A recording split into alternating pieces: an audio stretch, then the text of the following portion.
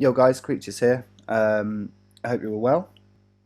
Going to do another bass tutorial today, but focus slightly on something different rather than the design side and looking at like making all of the basses and all of the movement and using Serum and Massive or whatever else people are using, and actually focus on a couple of different things. So using bass and creating bass grooves and how to kind of chop up long notes and then process them and get them to sit in with sounds and the tune itself and help to create a groove that way. And then similarly here, doing the same thing. Other than that, I've also got some stuff that we could look through where I've utilised some samples that I've bought and then process them to bring them into kind of being a bit more coherent with my track and making them sound unlike the original sound, which I've then, obviously sampled. So to start with, what I want to do is show you what's going on in the track.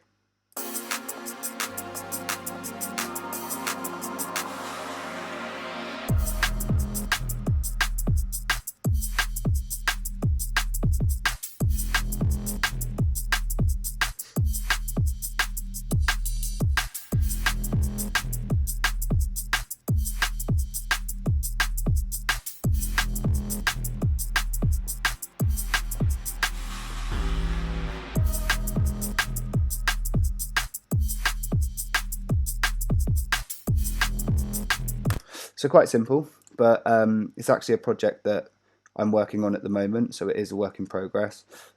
Filth and I are going to collab on it, and he basically sent me the intro and some of the drums, and then I kind of changed the drums a little bit and added all the bass in and started building this. So initially when working on bass and kind of trying to create a funk groove or whatever you're trying to do with your tunes, you want to start with a sub.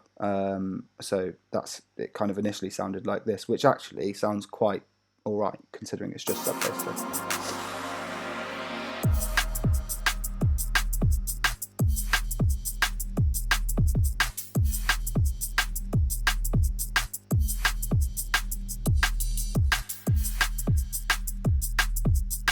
So yeah, really simple but nice sub, and you've got the groove going kind of underneath the track that you need.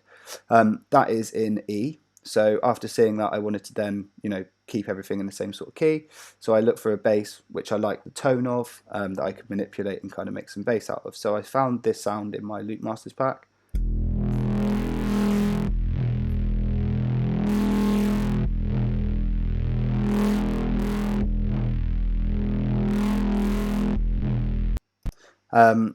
And basically, yeah, I like the sound, but it wasn't quite the right movement and not quite the right sort of groove to fit with the bass. So initially it sounded like this. And I kind of chopped that little bit out. But I wanted a little bit more movement. So one of the best ways of doing so, when you've got long notes, which I'd call like a long resample bass, that you're going to resample from to make little basses. Once you've kind of got that going, you want to like mess around with how it all works and try and change the texture and the sample warp mode and using all of the different types of stretch here will give you loads of different results. But particularly I like the beats mode, and for this one it really like brought out a nice little groove in it. So just to show you again, like before and then after. Now normally if you've only got a note which is like 16 or like a bar long and then we did that, you wouldn't have it here, it would like half, but because we've got a longer note, it allows us to chop and change and create different bass lines. So that's why I recommend making these kind of long resample basses that I talk about. So that's that.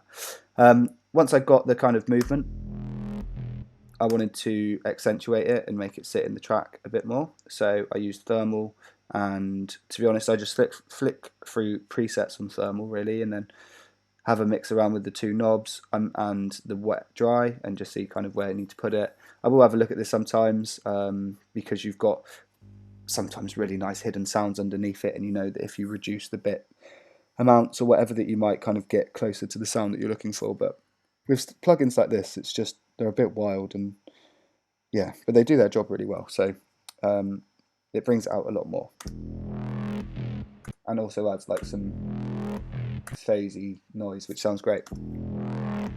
I've got a distortion, but then I've also cut some of the low end out because we've got a sub, there's no need for it.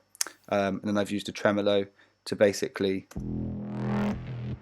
wobble it up a little bit and follow the movement more. So relatively simple, but it really brings it out and does what it needs to do. The next sound, oh sorry, I just hit the mic, so that would have been loud, sorry for that, is yet again another one from my Loop Masters pack, but it's just a FM bass.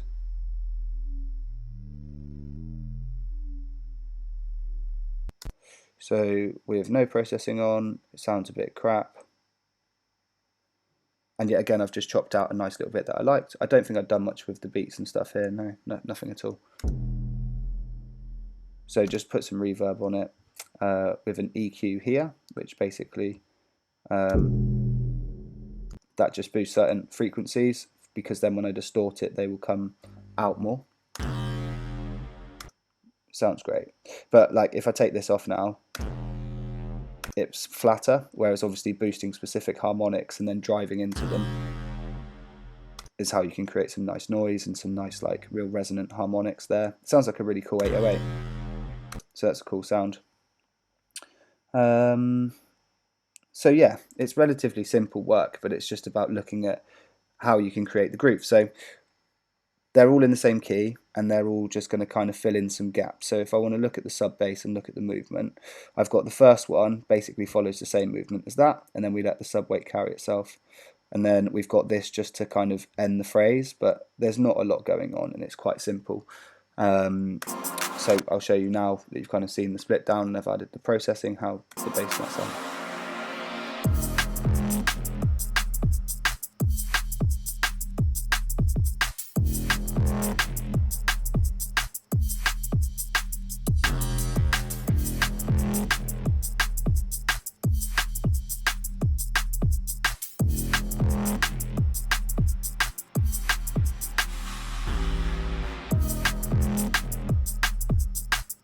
So once you've kind of got that groove going and you've got that working and you're happy with it, which I'd say I am at this point, you want to start moving on and trying to create some different nuances in it, or create a kind of second section which is slightly different or has more, has less, like whatever you're thinking, but trying to do something there. So we've got here another bass.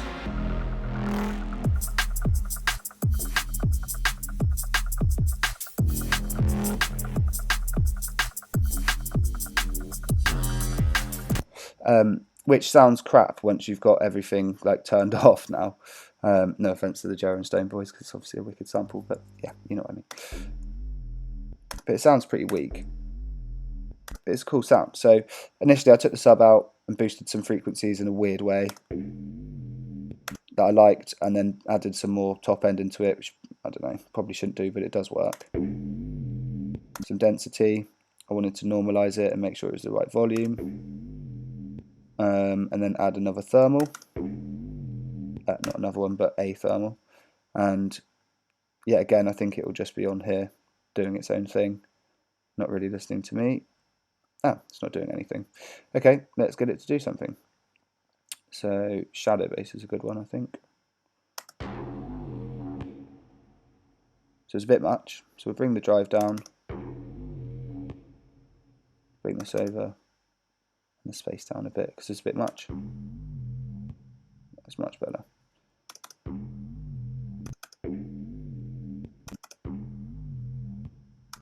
So now you probably want to get an EQ in there.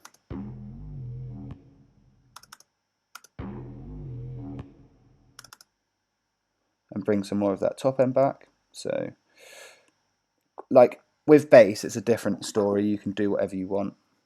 Like with kind of EQ. It's a bit weird.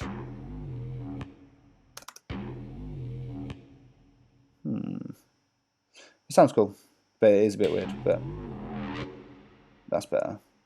That's a different bit of it, yeah. No.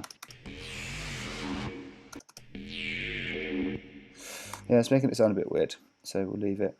I've kind of done enough processing to it anyway that it sounds good, but yeah. So I'll show you now. You can kind of notice a couple of changes in the drums, a couple of changes I think that's it actually, just the drums change up.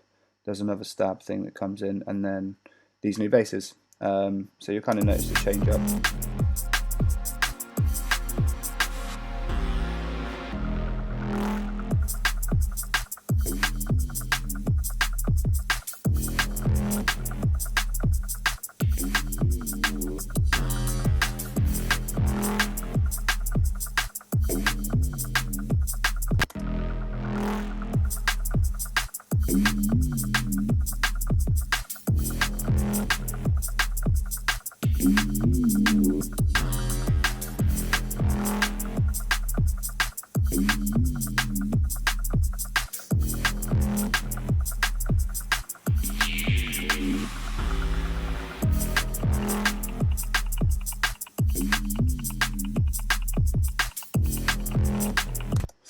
So yeah, so there you go. So I mean, it's quite simple stuff. Yet again, like we're not looking at really intense stuff, but it's because it's about experimenting and looking at it and trying these methods yourself. But yeah, when you really focus on these sounds and making those resample basses, which we've made in other tutorials, once you've got the bass of your tune down with like the sub and the drums, it's really easy to watch the rest fall into place.